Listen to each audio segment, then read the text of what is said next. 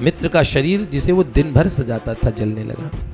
वो सुंदर सुंदर घुंघराले बाल फुर जल के क्षणों में राख हो गए। बाबूजी ये दृश्य देख रहे थे। उनके हृदय में अजीब सा कंपन हुआ। नश्वर जगत से वैराग्य की भावना प्रखर होने लगी। आप सबके आशीर्वाद से मन का धरातल ऐसा बन जाए कि पुष्पों की माला पहनने में जितना सुख लगता है वैसी जूतों की माला में मैं सुखी हो जाऊं। ओले की एक दो को लगे तो इतनी गति से लगे, सब ऐसा लगा हाथ पैरों में हड्डियों में भी इतनी तेजी से लग रहे हैं ओले। तो बाबा के सर पे कितनी चोट लग रही होगी।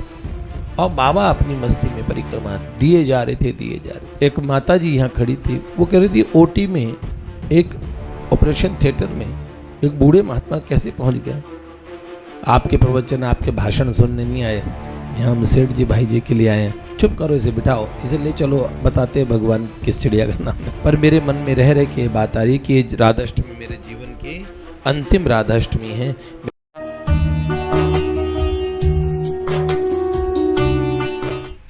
कल हमने आपको बताया कि गीता भवन का निर्माण चल रहा था नंबर 1 का, और वहीं पे रात्रि में सत्संग चल रहा था।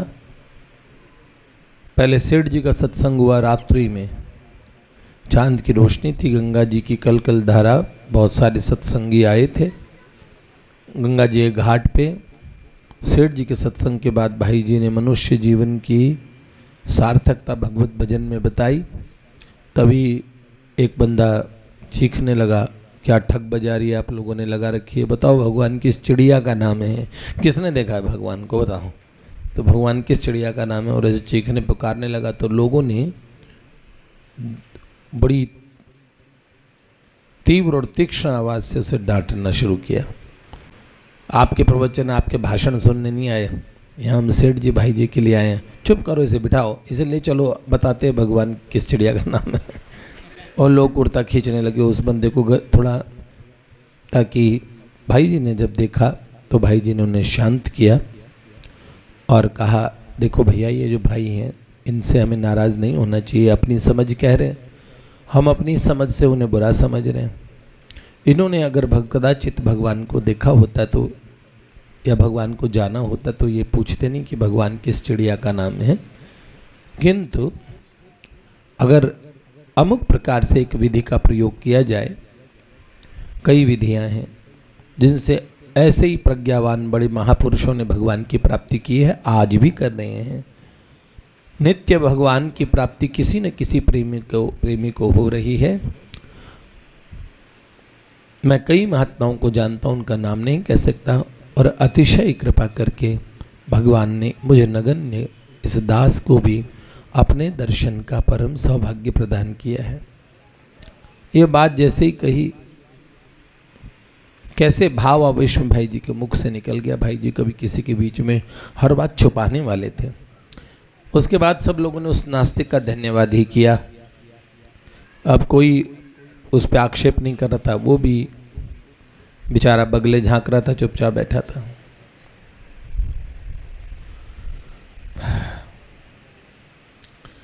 ऐसे कई अनुभव हैं भाई जी के। एक वाइस कमिश्नर पुलिस के योगेंद्र नाथ सक्सेना, ये एक बात लिख रहे हैं कि इनके पिताजी नारायण दयाल सक्सेना रिटायर होकर लखनऊ में रहते थे। उन्हें संतों का बड़ा चाव था और सत्संगों के प्रवचन आदि सुनने में पिताजी की बड़ी रुचि थी, कमिश्नर साहब के पिताजी, और धार्मिक आध्यात्मिक पुस्तकें भी पढ़ते थे। 1959 की बात है। तो ये कमिश्नर साहब कहते हैं कि मैं लखनऊ में Birbal Sawhney institute of paleo botany में रिसर्च कर रहा था, और इसके साथ मैं IAS की परीक्षा में भी बैठा था 1959 में। इस साल 10 सितंबर की राधाष्टमी का दिन था। हमारे परिवार में कृष्ण जन्माष्टमी रामनवमी तो होती थी, पर राधाष्टमी का त्यौहार नहीं था। लेकिन अचानक मेरे पिताजी राधाष्टमी मनाने लगे। 10 सितंबर को मेरे पिताजी ने राधाष्टमी का व्रत रखा, राधा जी का पूजन किया। उसके बाद एक बात उन्होंने कही कि ऐसा लगता है बेटा मैं अगली राधाष्टमी नहीं देख पाऊंगा। और कारण क्या भगवान जाने, पर मेरे मन में रह रह के ये बात आ रही कि ये राधाष्टमी मेरे जीवन की अंतिम राधाष्टमी है। मेरा शरीर न रहे तो भी तुम राधाष्टमी का त्यौहार जरूर मनाते रहना, अपने इस परिवार की परंपरा खंडित न हो। मैंने सोचा पिताजी भावना के वशीभूत होकर कह रहे हैं, लेकिन पिताजी उसके पश्चात उनकी जीवन लीला समाप्त हो गई। उनकी इच्छा मेरे लिए आज्ञा के समान थी। पिताजी की परंपरा को अखंड बनाए के रखने के लिए मैं राधाष्टमी मनाने लगा, पर जीवन भर ये समझ नहीं आया। मैं कमिश्नर बन गया। उन्होंने कहा अनेक स्थानों पे मेरी पोस्टिंग होती रही, उत्तर प्रदेश के अनेक नगरों में कार्य करने का सौभाग्य मिला, कहीं राधाष्टमी देखी नहीं। तो मेरे मन में रह रह क्या था, पिताजी ने राधाष्टमी मनानी कहाँ से सीखी, ये बात समझ नहीं आई। और स्थान स्थान पर कृष्ण जन्माष्टमी पे कृष्ण पूजन, रामनवमी पे राम पूजन, श्री राम शिवरात्रि पे श्री शिव पूजन, वसंत पंचमी पे सरस्वती पूजन, दीपावली पे लक्ष्मी पूजन और चतुर्थी पे गणेश जी का पूजन, पूर्णिमा पे सत्यनारायण कथा। ऐसे तो देखने में आए हैं, पर राधाष्टमी का उत्सव हर जगह देखने को नहीं आता। मेरी जिज्ञासा थी। पूजा पाठ विधि विधान को मैं ज़्यादा जानता नहीं था, शास्त्र सत्संग मैंने ज़्यादा किए नहीं थे, पढ़े नहीं थे, पर मैं संक्षेप में जैसे जैसे पिताजी राधाष्टमी मनाते थे ना, वैसे वैसे मनाने लग गया। सन 1986 में उत्तर प्रदेश प्रशासन ने मुझे पुलिस कमिश्नर बनाया गोरखपुर का, और वहाँ मेरे मित्र बद्रीनारायण मिश्र जी थे। उन्होंने कहा गीता वाटिका में राधाष्टमी बड़ी अच्छी बनती है, चलो। अब राधाष्टमी का नाम सुन के मैंने देखा,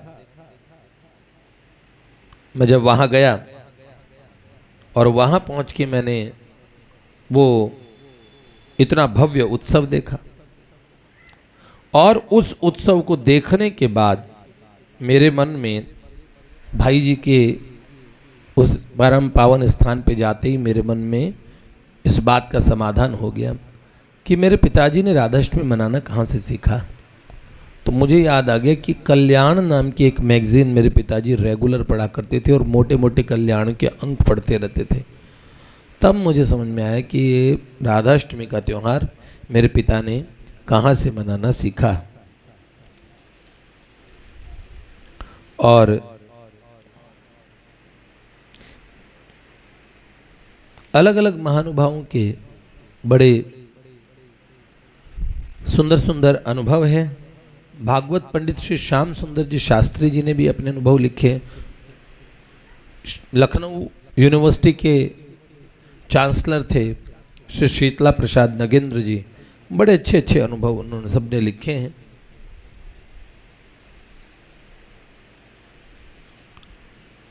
श्याम सुंदर शास्त्री जी भागवत वाचक थे। उन्होंने कहा मैंने भागवत भवन का शिलान्यास देखा था 1965 में। 351 भागवत पुराण सप्ताह पाठ का आयोजन हुआ था। विप्र वर्ग के चरण वर्ण का अवसर आया, तब भाई जी ने कहा सभी विप्रों के चरण प्रक्षालन करने का अवसर मुझे मिलना चाहिए, और सभी लोग उनकी विप्र भक्ति से अभिभूत हो गए। इतने विप्र हैं भाई जी, श्रमित न हो जाए। तब क्या हुआ, लोगों ने कहा हम आपकी सहायता कर देंगे। फिर भी भाई जी ने विप्रों के चरण प्रक्षालन की सेवा की, और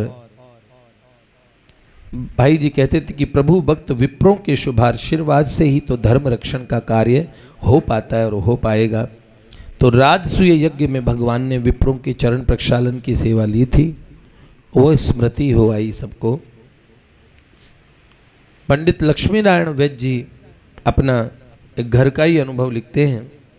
कहते हैं कि मेरी बेटी किशोरी बाई का पित्त की थैली का ऑपरेशन था, और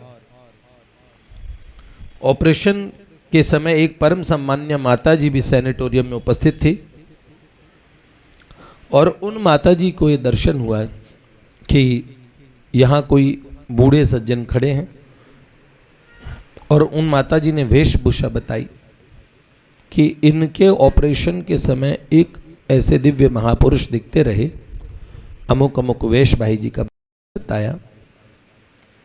बाद में पता लगा तो भाई जी हनुमान प्रसाद पोद्दार जी थे। और भाई जी आशीर्वाद दे रहे। लेकिन उन माता जी ने यह बताया कि उन्हें एक बूढ़े महात्मा श्वेत धोती कुर्ते वाले, चश्मा लगाए, छड़ी लिए यहां खड़े थे। तो उन्होंने जो वेशभूषा बताई, उधर किशोरीबाई जो इनकी रामकृष्ण लक्ष्मी नारायण वैद्य जी की बेटी थी, बड़ी पुत्री, जिनका ऑपरेशन चल रहा था, आंख खुलते ही उन्होंने पहला वाक्य क्या बोला कि मैं तो बेहोश होते ही और कहाँ पहुंच गए, मेरे सामने भाई जी आके खड़े हो गए और वो खड़े रहे जब तक मैं यहाँ मेरी आंखें नहीं खुल गई, तब तक भाई जी मेरे पास थे। फिर सब लोगों ने बताया कि तुमने ये बात अभी कही, एक माता जी यहाँ खड़ी थी, वो कह रही थी ओटी में, एक ऑपरेशन थिएटर में एक बूढ़े महात्मा कैसे पहुँच गए। तो उन माता जी को भी वही दर्शन हुए। ऐसा भाई जी का, असल में भाई जी के माध्यम से श्री भगवान ये सब काम करते हैं। अब ओम प्रकाश शेख सरिया जी, हम सब मिले उनसे, उन्होंने कई अनुभव लिखे हैं। जिनके विवाह का वीडियो आता है जिसमें भाई जी का वो हम देखते ना रिकॉर्डिंग वीडियो आता है, इंटरनेट पे भी डाला हुआ, हमारे बालकों ने डाला था, शायद श्री प्रातस्मरणीय अंगद जी ने डाला, हमारे नारद जी ने डाला। तो वो मेरी इस विनीत विनती को, एक ऐसी दिव्य तुम्हारी ममता इन दो पे है, बड़ी सुंदर वीडियो है। उसमें भाई जी का ब्याह में उसमें वीडियो रिकॉर्डिंग है, बड़ी सुंदर है। एक तो ओम प्रकाश शेख सरिया जी ने अनोखी उदारता वाला प्रकरण बताया, जाजोदिया जी वाला बताया था ना, हनुमान प्रसाद एंड वो फर्म खोली थी भाई जी ने, चिरंजी लाल एंड हनुमान प्रसाद। इस फर्म में चिरंजी लाल जी बड़े पक्के थे और एक सज्जन ने कर्जा लिया था, तो उस ज़माने का 65,000 रुपये लौटाया नहीं, तो नालिश का, नीलामी का ऑर्डर पास करा लिया चिरंजी लाल जी ने। भाई जी नहीं चाहते थे किसी के यहाँ ऐसा हो, तो वो पुलिस छापा मारने जा रही थी कि जो भी कीमती सामान होगा उस समय कानून के हिसाब से पुलिस ले लेगी, उसे बेचेंगे और इनका पेमेंट हो जाएगा। भाई जी ने सोचा उनके पास, बेचारों के पास पैसों के मामले में तो हालत ख़राब है ही, अब उनका सोना वगैरह घर का, माताओं बहनों का गहना गांठा भी चला जाएगा तो उनको गरीबी में सहायता कौन करेगा। भाई जी ने चुपचाप फ़ोन कर दिया कि पुलिस की दबिश आने वाली है और आप जितना भी गहना वहना सब ठिकाने लगा दो। मेरे बहुत मना करने पे भी, और वो आप कोई चीज़ वहाँ छोड़ना मत। फिर चिरंजी लाल जी ने कहा माथा पकड़ते हुए, लो ये कोर्ट केस और इसमें हमारा खर्चा, वकील और ये सब, ये कर और ये नीलामी का ऑर्डर निकलवाने में, इसमें हमारा और खर्चा हो गया, ऊपर से मिला नहीं धेला। अब भाई जी ने कहा, क्योंकि पार्टनर है दोनों, तो भाई जी ने कहा एक बात कहूँ आपसे। हाँ। तो उन्होंने बोला कि मैंने उन्हें फ़ोन कर दिया था कि सारा सोना वगैरह ठिकाने लगा देना। तो भाई जी का मुंह देख, भाई जी ने कहा देखिए बात ये है कि बेचारों के पास कुछ नहीं रहेगा घर में, उनकी घर में बच्चियाँ होगी तो उनका, और बहनें बहुएँ सारी शोभा चली जाती है घर की। तो मेरे को उस परिवार की बड़ी चिंता हुई, तो कर्जदार के लिए भी ये चिंता उनके हृदय में थे। तो चिरंजी लाल जी तकादे के पक्के थे, पर भाई जी के बिना वो भी नहीं चल पा। उन्होंने बोला यार तुम्हें ये करना था तो तुम बता देते, फिर मैं ना ये नीलामी का ऑर्डर ही ना निकलवाता, मेरा और पैसा तो न ठुकता। तो ये कुर्की भेजते ही नहीं। एक स्वजन की, भाई जी के एक बड़े मित्र थे, बड़े घनिष्ठ मित्र थे। भाई जी मुंबई में रहते थे, बंबई में प्रारंभ में, और कल्याण का पहला वर्ष ही था वो। कल्याण 1927 में, नहीं 1925 में छपनी शुरू हो गए थे ना, 1926 में, 26 बता रहे। तो कल्याण का पहला ही वर्ष था। भाई जी का मन परमार्थिक साधना की तरफ बढ़ रहा था। शेख सर जी लिख रहे, धीरे धीरे उन्हें बॉम्बे के इस प्रपंच के जीवन से उपरांता होने लगी। भगवान को उन्हें अपने काव्य में लगाना था। बाबूजी के एक बड़े सुंदर थे मित्र, जो मित्र थे वो बड़े सुंदर थे, वो बड़े शौकिया थे। हमेशा अपने हैंडसम उसके अपने कभी बालों को संभालते थे, कभी अपने अपने आप को सजाते रहते थे, और बड़े शौकीन तबीयत के थे। अचानक वो बीमार हो गए, और इतना बीमार हुए, इलाज चला, और इतना सुंदर लड़का, भाई जी भी उस समय युवा थे,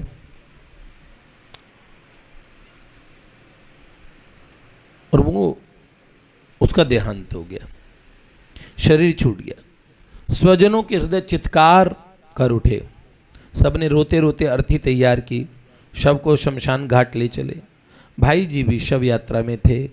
शमशान घाट पर पहुंचने पर चिता बनी, उनके प्रिय मित्र का शव उस पर रख दिया गया। आग का संयोग होते ही चिता धू धू करके जल उठी।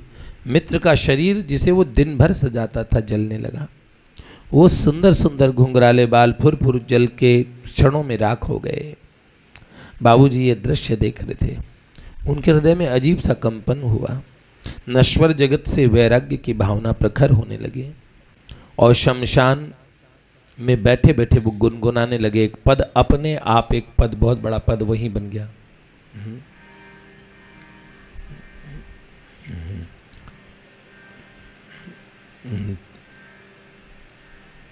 पल भर पहले जो कहता था, यह धन मेरा, यह घर मेरा, प्राणों के तन से जाते उसको ला कर के गेरा।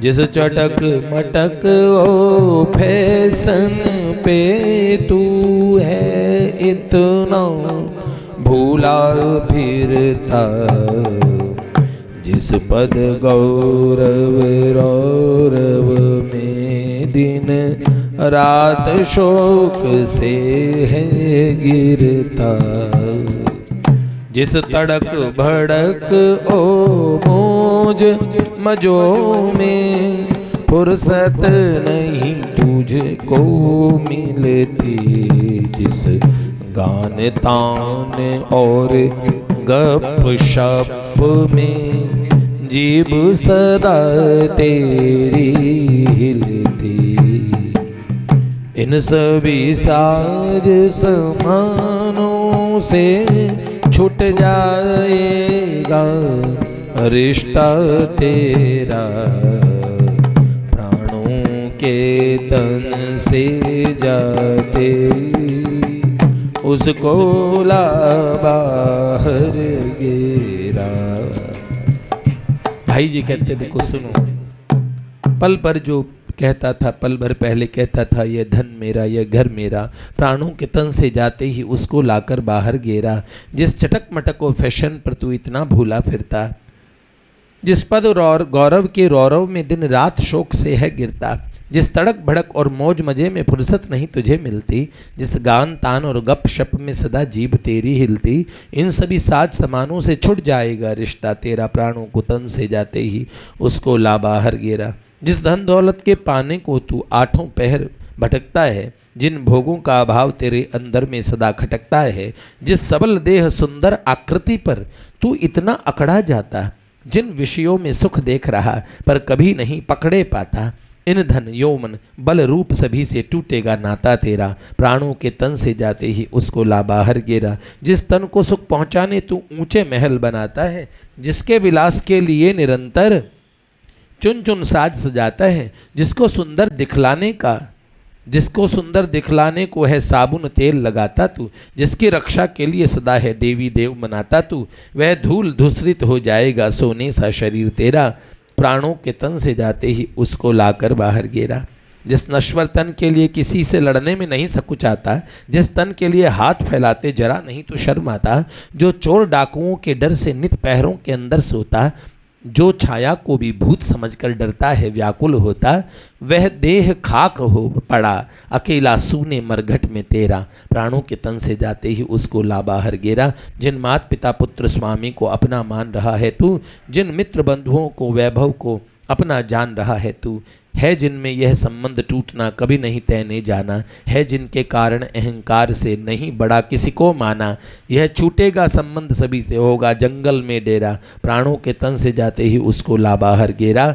है जिनके लिए भूल बैठा उस जगदीश्वर का पावन नाम, तू जिनके लिए छोड़ सब सुकृत पापों का है बना गुलाम, रे भूले हुए जीव यह सब कुछ पड़े यहीं रह जाएंगे, जिनको तैने अपना समझा वे सभी दूर हट जाएंगे, हो जा सचेत अब व्यर्थ गंवा मत जीवन यह अमूल्य तेरा, प्राणों के तन से जाते ही उसको ला बाहर गिरा। बस ये वास्तविक बात थी।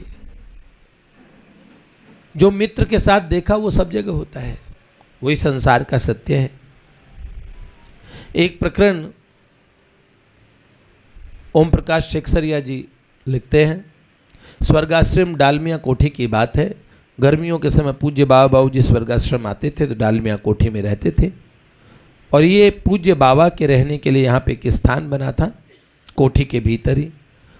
वह स्थान एक ऊंची दीवार से घेर दिया गया है अब तो, जिससे बाबा के एकांत में कोई बाधा उपस्थित न हो। इसी घेरे के भीतर एक कच्ची जमीन का आंगन था। पूज्य बाबा वहाँ गोवर्धन परिक्रमा करते थे, गोरखपुर में करते थे, यहाँ भी गोवर्धन की स्थापना करके बाबा वहाँ परिक्रमा करते थे। बात 67-68 की होगी, 71 में तो भाई जी चले गए। मंगलवार का दिन था। मंगलवार के दिन बाबा 5 मील लंबी परिक्रमा किया करते थे। गिरिराज जी के प्रतीक के रूप में पूज्य बाबा ने गुदड़ी रखकर अपनी परिक्रमा आरंभ की। गिरिराज जी के प्रतीक के रूप में बाबा अपनी गुदड़ी रखते, गुदड़ी के चारों तरफ बाबा परिक्रमा करते। और भाई नटवर लाल जी ने, मतलब जो साधु कृष्ण प्रेम बने बाद में, उन्होंने कीर्तन आरंभ किया। कीर्तन परिक्रमा प्रारंभ हुई, आकाश में बादल घिर आए। ऋषिकेश में कभी भी बारिश हो जाती है। क्रमशः बादल गहरे हुए और थोड़ी देर में पानी बरसने लगा। बरसते और पानी में भी बाबा परिक्रमा करते रहे। सभी जानते थे कि परिक्रमा का विराम तो बाबा जब संपन्न रोज का नियम पूरा हो जाएगा तब तक परिक्रमा करेंगे।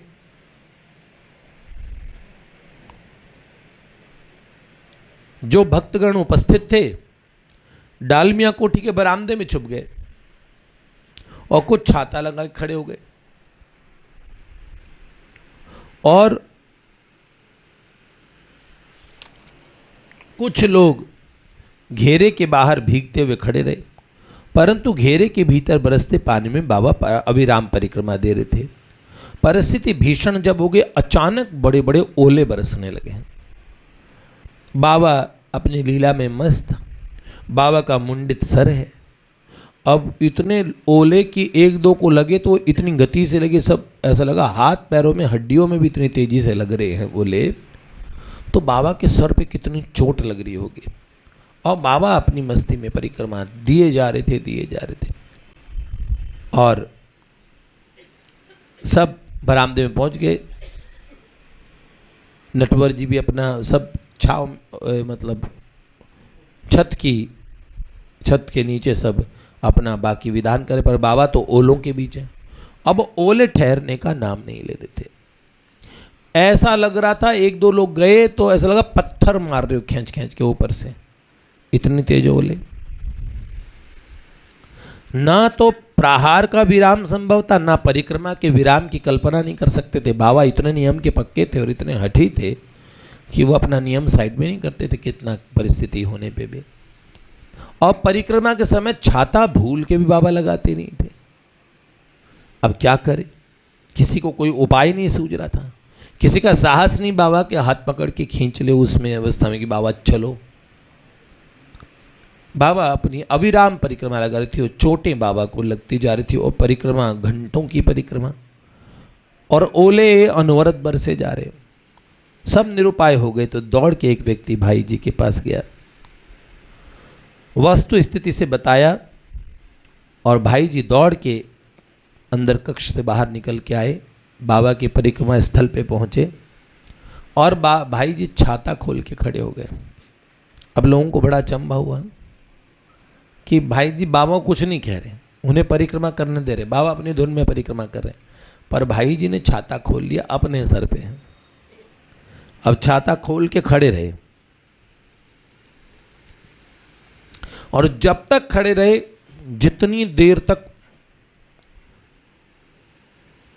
वर्षा होती रही भाई जी खड़े रहे। बाबा की निरंतर परिक्रमा चलती रही है और सबका मन बड़ा व्यथित था। लेकिन एक दृश्य बड़ा अनोखा हुआ कि जब से भाई जी ने छाता खोला, एक भी ओला बाबा के न सर पे न शरीर पे गिरा। दाएं बाएं चारों तरफ ओले गिर रहे थे, लेकिन एक ओला भी उसके बाद बाबा को लगा नहीं, सारे ओले एक तरफ। तो बाबा ये कहा करते थे, पोद्दार महाराज आके खड़े हुए और एक ओला भी मुझे नहीं छू पाया। हाँ, दाएं बाएं खूब जम के ओले गिर रहे थे। ये पोद्दार महाराज की कृपा थी कि मैं ओलों से सर्वथा अछूत रहा। मैं मन मन उनके प्यार पे सदा बलिहार होता रहा। एक असंभव बात को उन्होंने संभव बना दिया। भाई जी कुछ बोले नहीं, सिर्फ छाता खोल के खुद खड़े रहे, भाई बाबा को देखते रहे एक टक, और एक ओला उसके बाद बाबा को लगा नहीं। और ओलों की भरमार लग गई चारों तरफ, आंगन में ओले ही ओले बिछ गए। गोस्वामी हित जीवन शास्त्री जी वृंदावन के ये गोसाई, इन्होंने कहा 1965 की बात है, भाई जी भागवत भवन का शिलान्यास करने आए थे और 21 फरवरी को सायंकाल वृंदावन की म्युनिसिपल कॉरपोरेशन ने, म्युनिसिपैलिटी बोलते हैं क्या, इनके आग्रह पर 21 फरवरी को सायंकाल 6 बजे मीटिंग हॉल में प्रवचन देने पधारे। तब भाई जी प्रवचन देने गए तो उन्होंने देखा उनके अभिनंदन की तैयारी कर रहे, क्योंकि कृष्ण जन्मभूमि ऐसे ही लोगों की दृष्टि से उपेक्षित रही उस समय। तो भाई जी ने वहाँ भागवत भवन उसका शिलान्यास करके केशव देव, कटरा केशव देव जी का मंदिर का निर्माण वगैरह सब, जयदयाल डालमिया जी, बिरला बंधुओं को सबको, भाई जी का वहाँ विग्रह लगा हुआ मथुरा में। तो अब प्रभुदत्त ब्रह्मचारी जी आयोजन में प्रधान थे। अब भाई जी को अभिनंदन पत्र देने की तैयारी चल रही थी। भाई जी ने हाथ जोड़ के अनुनय विनय की कि भैया ये आयोजन मत करो। जीवन में आरंभ से ही लोक मान्यता पीछे पड़ी है, मैं सदा इनसे डरता हूं, मैंने कभी स्वीकार नहीं किया। असल में क्या हुआ, भाई जी हमेशा इस समस्या में आए ही हैं, क्योंकि सबसे पहले भाई जी को कोई प्रशस्ति पत्र, कोई पब्लिक प्रोग्राम में उनकी प्रशंसा करता तो भाई जी बड़ा अनकंफर्टेबल फील करते, अपनी प्रशंसा उन्हें प्रिय नहीं थी। सबसे पहले जब अंग्रेजों का राज था तो गोरखपुर के कलेक्टर थे, गोरखपुर के कलेक्टर थे अंग्रेज पैडले साहब, उन्होंने भाई जी को राय साहब की उपाधि दे के भेजा। भाई जी ने सार्वजनिक घोषणा की कि आप मुझे क्षमा करें, यह उपाधि मैं स्वीकार नहीं कर सकता। उसके बाद में इस राजकीय सम्मान को भाई जी ने मना किया था। तब एक अंग्रेज कमिश्नर मिस्टर हॉर्बर्ट, जो गोरखपुर के कमिश्नर बन के आए, उन्हें भाई जी बड़े प्यारे लगे और उन्होंने वहीं से पहले राय साहब की उपाधि कलेक्टर साहब देते, सोचा इससे बड़ी उपाधि देते तो क्या पता भाई जी स्वीकार करें, तो भाई जी को राय बहादुर सेठ श्री हनुमान प्रसाद पोद्दार सम्मानित करना चाहे, भाई जी ने विनय पूर्वक अस्वीकार कर दिया। और तब उत्तर प्रदेश, इधर उत्तर भारत, इधर इस क्षेत्र के गवर्नर थे मिस्टर हैरी हैग। उन्होंने गोरखपुर में पत्र लिखा, भाई जी को फ़ोन करवाया और कहा हम यहाँ की गवर्नमेंट, अंग्रेज गवर्नमेंट आपको सर की उपाधि देना चाहते थे। सर जगदीश चंद्र बसु सर लगता था ना, तो आपको सर कहा करेंगे, सर की उपाधि देना चाहते हैं। भाई जी ने इससे भी स्वयं को बचा लिया। गवर्नर साहब ने बहुत आग्रह किया तो भाई जी ने कहा ये क्यों करना चाहते हैं आप, बताया था ना मैंने पहले पूर्व में बताया। भारत स्वतंत्र हो गया तो भारत के गृह मंत्री गोविंद बल्लभ पंत भारत रत्न लेके आ गए कि मैं आपके हाथ से साइन कर देता हूँ, साइन करो, स्वीकार करो। मैंने जवाहरलाल को मना लिया, राजेंद्र बाबू चाहते हैं कि आपको भारत रत्न मिले, पर वो तो श्री कृष्ण के रत्न थे, उन्हें भारत रत्न से क्या था। भाई जी ने इसको भी मना कर दिया। सारे राजकीय, तो भाई जी दैन्य मूर्ति, वृंदावन की नगर पालिका के द्वारा अभिनंदन पत्र मिलना था, तो भाई जी प्रतिकार कर रहे थे। प्रतिकार को देख के उनकी यश लिप्सा शून्य हृदय की झलक पाकर सभी लोग एकदम बड़े आनंदित हो गए। देखो इन्हें बिल्कुल यश ही नहीं चाहिए, भाई जी ने इतनी चीजें ठुकराई थी, तो ये अभिनंदन पत्र तो वो क्या ही लेते।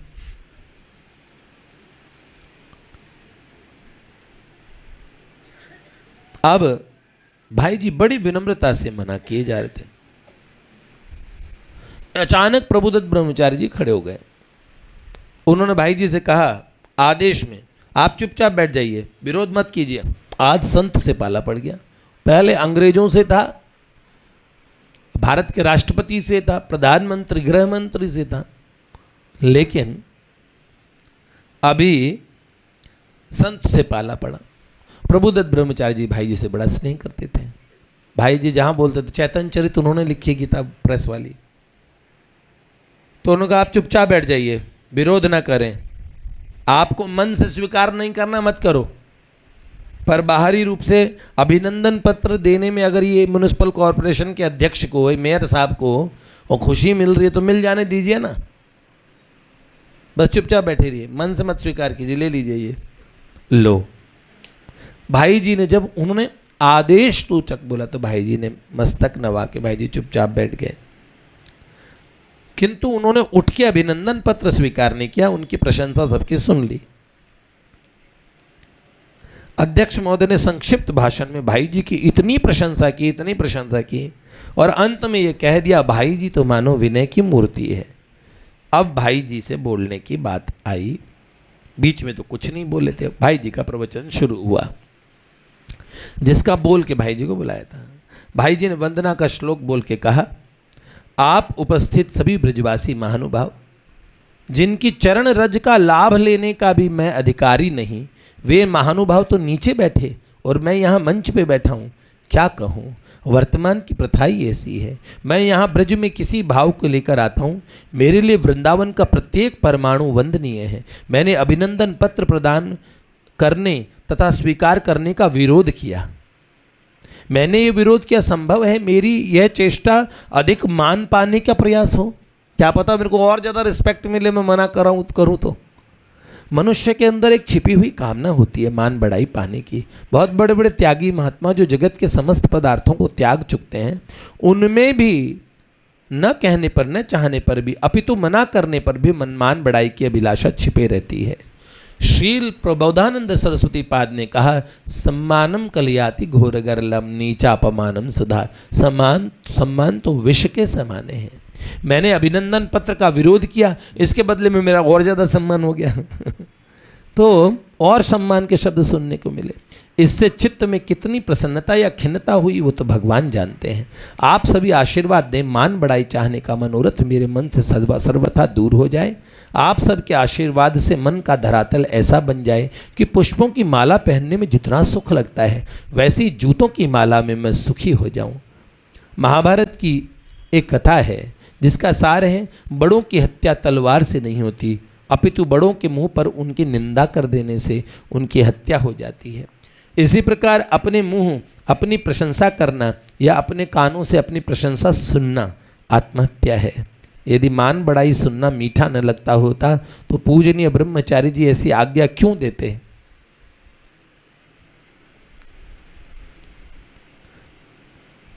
ऐसा आप लोगों से आशीर्वाद मानता हूं। भगवान के श्री कृष्ण के नित्य जन हैं। भाई जी अपना प्रवचन करके एक से एक विद्वान महात्मा सुन रहे थे। सबका अंतर हृदय भाई जी का परिचय पा चुका था। भाई जी भवन से बाहर निकल रहे थे, एक बूढ़े महात्मा ने रास्ता रोक लिया। कहा, भाई जी वर्षों से कल्याण पढ़ता हूँ और कल्याण के लेखों का, आपके लेखों का जीवन पर बड़ा अद्भुत प्रभाव पड़ा। एक प्रश्न मन में रह के आता था कि कल्याण भी तो एक मैगजीन है जैसे और मैगजीन है, लेकिन कल्याण का इतना असर क्यों होता है? पढ़ने से साधकों का जीवन क्यों बदल जाता है? इसका प्रमुख कारण आज पता लग गया। उसके कर्णधार संपादक आप हैं जो मान बड़ाई से सर्वथा परे हैं। किस प्रकार दूर भागते हैं।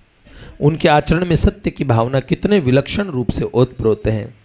उनकी कथनी रहनी सहनी में कैसी अनूठी एक रूपता है और वो कितने विनयशील है। भगवत कृपा से मेरे प्रश्नों का, सारे प्रश्नों का आज उत्तर मिल गया। भगवान सदैव आपका मंगल करें।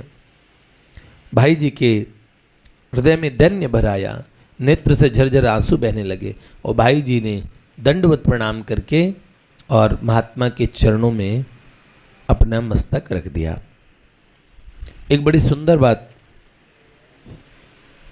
श्री बजरंग लाल जी सिंघानिया ने लिखी कि 1936-37 में, और मैं भाई जी की कल्याण पढ़ता था पर एक महीने की छुट्टी बड़ी मुश्किल से मिली मुझे, तो 36-37 में अखंड हरि नाम संकीर्तन हुआ। मैं यहाँ वाटिका में आया।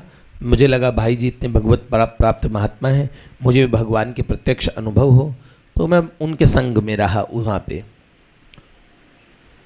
मुझे वहाँ का वातावरण इतना दिव्य लगा वाटिका का कि गोरखपुर गीता वाटिका को तो गोरखपुरी वृंदावन कहना ठीक रहेगा। और अद्भुत वहाँ श्री राधा बाबा से कई बातें सुनने को मिली। उस समय चक्रधर बाबा कहते थे, स्वामी चक्रधर जी लिखा है इन्होंने। और मैंने भी वहां अनुष्ठान किया 1 महीने। बस कोई चमत्कार सोचता था, चमत्कार ये हो गया जब मैं घर आया वापस तो मुझे स्वाभाविक रूप से भगवान का स्मरण होने लगा और स्वाभाविक रूप से मैं जप वगैरह करने लगा। एक बार ऐसा ही हुआ, मुझे पता लगा जब भाई जी बॉम्बे में थे तो जहाँ बम्बई में रहा करते थे, उस जहाँ भाई जी ने कीर्तन प्रारंभ किया वहाँ कीर्तन हुआ। तो जहाँ से भाई जी प्रवचन किया करते थे, मैंने सोचा उस जगह बैठ के मैं कीर्तन कराता हूँ जहाँ भाई जी बैठ के रोज़ कीर्तन कराया करते थे, प्रवचन करते थे। और जैसे ही मैंने वहाँ बैठ के कीर्तन किया, मेरे शरीर में ऐसी अद्भुत स्थिति हो गई कीर्तन में कि मैं शरीर संसार को भूल गया। आंखों से दिखते दिखते सारा जगत गायब हो गया। ऐसी अद्भुत स्थिति ना मेरी कभी उसके पहले हुई ना उसके बाद हुई। वो भाई जी के दिव्य परमाणुओं का प्रभाव था। 1969 की बात कह रहे, मैं गीता भवन गया और गीता भवन में स्वर्गाश्रम में वो भाई जी अंतिम बार आए थे उस साल, क्योंकि 1970 में भाई जी नहीं आए, 1971 में भाई जी ने शरीर छोड़ दिया। तो उन दिनों भाई जी की विचित्र भाव दशा चल रही थी। वे कमरे में रहते थे वहाँ पे गीता भवन के समय में भी, और राधा माधव की लीला सिंधु में डूबे रहते थे। मैंने भाई जी को देखा कई कई घंटे तक हाथ धोते रहते थे, उनका ध्यान लीला चिंतन में चला जाता। ऐसी दशा देख के मेरे मन में आया कि क्या अपने लोग ऐसी स्थिति में तो नहीं पहुंच सकते, लेकिन थोड़ी देर का लीला चिंतन भी नहीं कर सकते क्या? और ऐसी तीव्र इच्छा हुई मेरे मन में, मैं मन से भगवान भाई जी से प्रार्थना करने लगा। और फिर एक रात बड़ी सुंदर लीला का चिंतन मेरा वहीं हो गया। तो इतना सुंदर लीला चिंतन हुआ, मैंने वो लिख लिया और लिख कर मैंने भाई जी को दे दिया। बाद में जब मैं उनसे मिला तो भाई जी ने बतलाया, भैया जो तुमने लीला लिखी वो मैंने पढ़ लिया, उसे मैंने पढ़ लिया, एक बार नहीं 2 बार पढ़ी है, ऐसे भाई जी ने कहा। बड़ी सुंदर लीला, बड़ा सुख मिला पढ़ के, ऐसा भाई जी ने कहा। मैं मन में धन्यता का अनुभव करने लगा। मैं मन ही मन अपने आप से कहने लगा, सिद्ध संत भाई जी सदा दिव्य लीला में निमग्न रहते हैं, उन्होंने मेरे द्वारा लिखी गई लीला को 2 बार पढ़ा, उन्मुक्त सराहना की। इतनी तो मैं कल्पना भी नहीं कर सकता था। जितनी देर तक वे उसको पढ़ते रहे उतनी देर तक उनको मेरा स्मरण रहा होगा, ये मेरे सौभाग्य की बात है। मेरा चिंतन और मेरा जीवन धन्य हो गया। लिखित लीला की सराहना के बाद भाई जी ने लीला चिंतन संबंधित कुछ निर्देश दिए, क्या कहूँ, कुछ बातें सिखलाई, और वैसे सिखलाई जैसे परम वत्सला मैया अपने अंकस्थ लाला को चलना सिखाती है।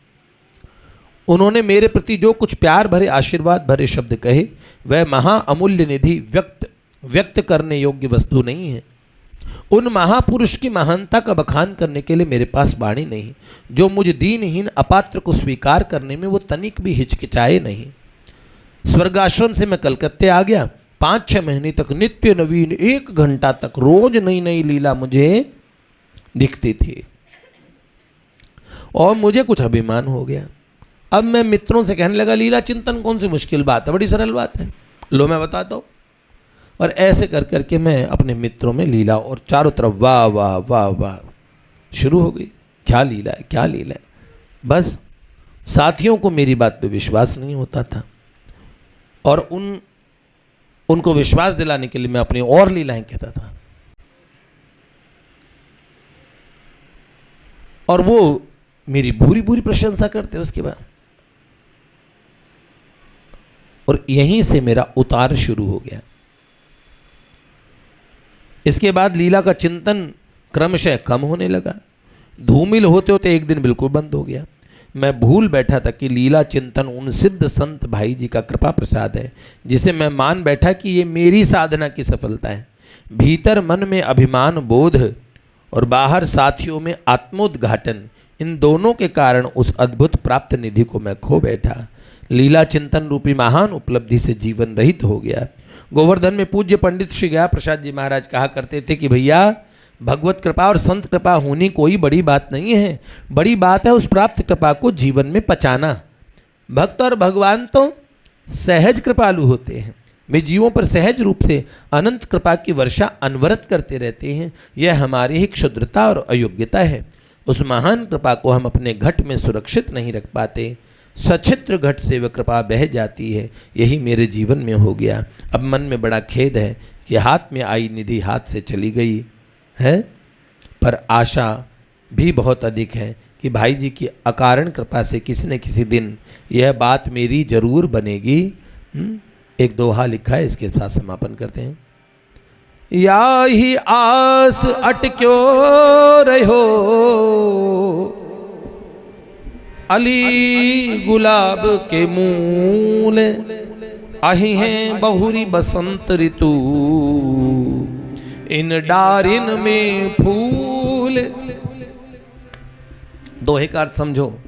या ही आस अटक्यो रहो अली गुलाब के मूल। ये जो भंवरा था ना, एक उम्मीद में गुलाब की डंठल से चिपका रहा, गुलाब के तने से चिपका रहा, गुलाब के पौधे से चिपका रहा। क्या कि एक दिन बसंत आएगी, तब इन डालियों पे फूल जरूर उगेंगे, तब मैं उनका रस पान करूंगा। इसी आशा में वो उस पौधे से चिपका रहता है। अही हैं बहुरी बसंत ऋतु इन डारिन में फूल। ऐसे ही एक दिन आप साधन करते करते डालियों में फूल आ जाएंगे, लोहे के पेड़ हरे होंगे तो गीत प्रेम के गाता जा।